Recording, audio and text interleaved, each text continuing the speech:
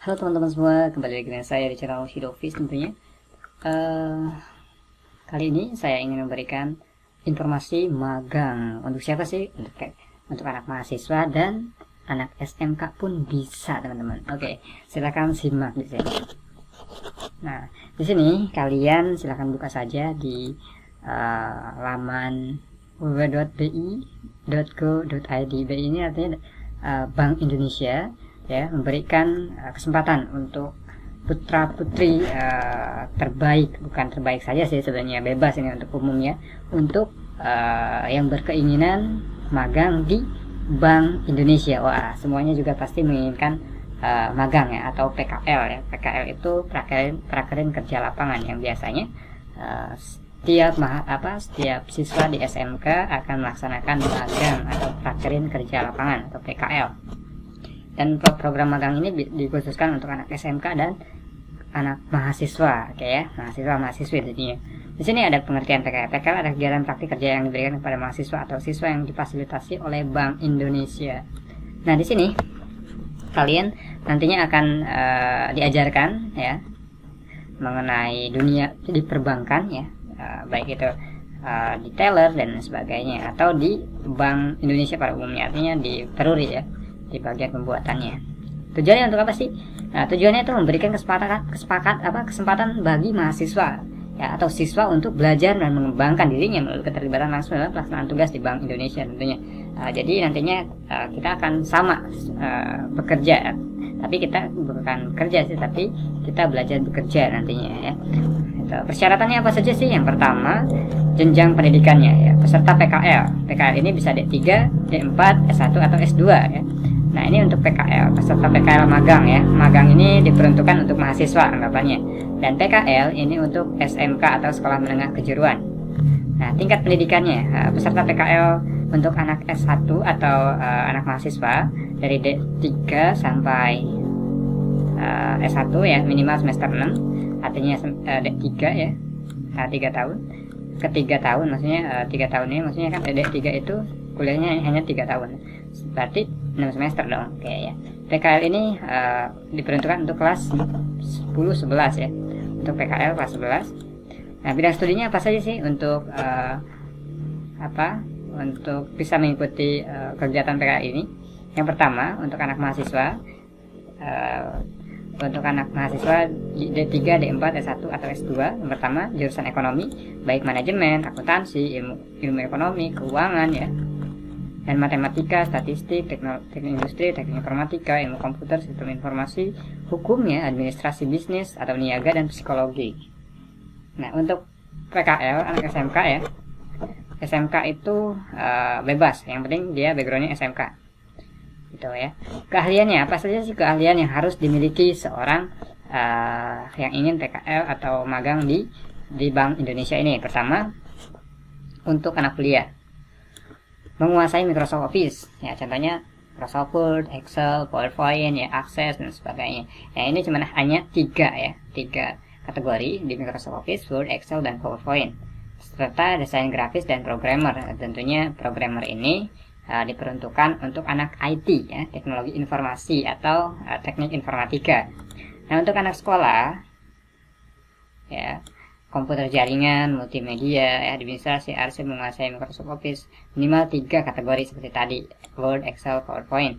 Nah, pelaksanaannya kapan sih? Ya, di sini dijelaskan.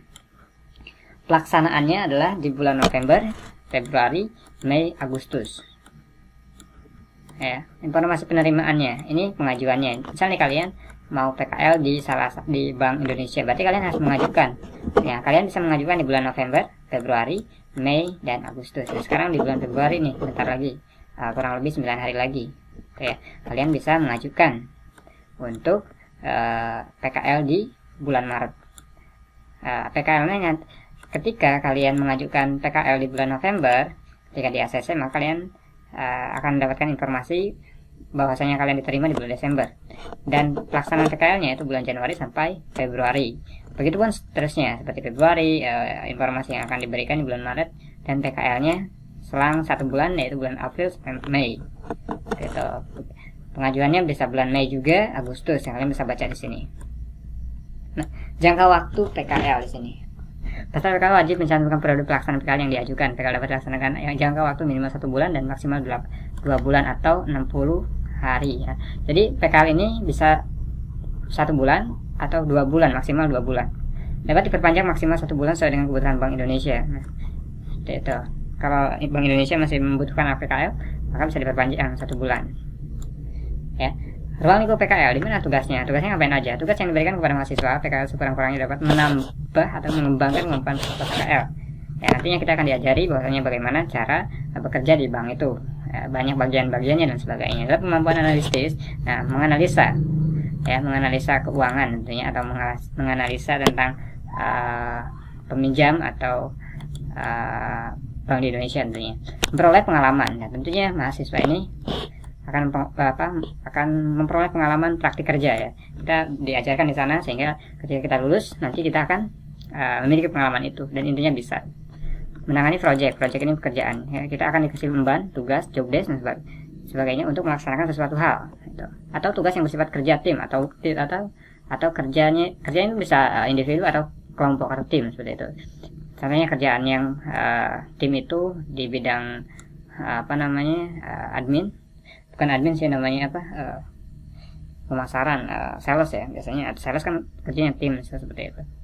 Tugas untuk peserta PKL mencakup tugas-tugas yang bersifat administratif atau kearsipan. Nah, untuk PKL ini, anak PKL hanya ditugaskan untuk bidang keadministrasian atau mengarsipasi. Ya, kerjanya enak di bagian administrasi. Persetujuan PKL dilakukan berdasarkan kelengkapan administrasi sesuai bidang studi dan kapasitas penerimaan masing-masing satuan kerja. Nah, misal di bidang di Bank Indonesia ini dia membutuhkan beberapa bagian PKL untuk melakukan pekerjaannya. Nah, itu ya. Di sini ada rangkap administrasi. Nah, ketika Bank Indonesia ini dia akan menyetujui ketika administrasi kalian yang mengajukan lengkap sesuai bidang studi. Sesuai bidang studi maksudnya sesuai dengan bidang studi yang kalian ajukan. Misal kalian tadi di manajemen atau di manajemen ekonomi ya untuk anak mahasiswa, sesuaikan bidang studinya, kapasitas penerimaan di masing-masing satuan kerja. Nah, ini juga disesuaikan, misal di masing-masing satuan kerja di divisi masing-masing itu membutuhkan anak PKL, maka akan direkrut. Kesempatannya makin banyak, tapi ketika penuh dengan pegawai dan divisi masing-masing itu padat pegawai, maka tidak akan, ya mungkin kesempatan kecil ya seperti itu. Bidang job pemilihan permintaan PKL. Nah, di sini ada bidang atau job pemilih peminatan PKL. Kalau di kuliah itu peminatannya misal manajemen SDM, sumber daya manusia, berarti peminatannya hanya untuk kemanusiaan, sumber daya manusia, mengolah ya, merencanakan bagaimana si sumber daya manusia itu atau pegawainya itu dia produktif ini seperti itu. Kalaupun contoh hal seperti itu maksudnya dari peminatan. Nah, sini peminatan moneter, market atau pengelolaan devisa dan pengelolaan moneter, stabilitas sistem keuangan, sistem pembayaran dan pengelolaan uang rupiah ya. Sini misal sistem pembayaran. Nah, nanti anak PKL ini akan masuk ke bidang sistem pembayaran dan pengelolaan uang rupiah. Misal ada yang di bagian untuk pengelolaan uang rupiah, pembuatan ya, enable, legal, SDM, keuangan, logistik, sistem informasi. Nah, ada juga yang masuk ke pembuatan website atau pelindungan security di website. Sekarang persyaratan administrasi pemohon PKL. Pertama, surat pengantar dari universitas atau sekolah. Surat pengantar ya mencakup keterangan data mahasiswa mulai nama, nomor induk mahasiswa atau nomor induk sekolah, fakultas, program, studi, jurusan, semester atau kelas ya. Kelas ini untuk anak SMK. Durasi dan periode PKL. Nah, kita harus mencantumkan di surat itu berapa lama PKL yang diemban oleh anak mahasiswa atau anak pelajar ini gitu ya. Fotokopi transkrip nilai terakhir. Nah, ini juga dibutuhkan. Transkrip nilai ini biasanya kalau untuk anak mahasiswa ya ada, tapi kalau untuk anak SMK biasakan menggunakan transkrip raport ya, proposal individu. Nah, mencakup apa saja? Data diri lengkap, CV ya, motivation letter, menjelaskan maksud dan tujuan PKL. Untuk apa sih tujuannya?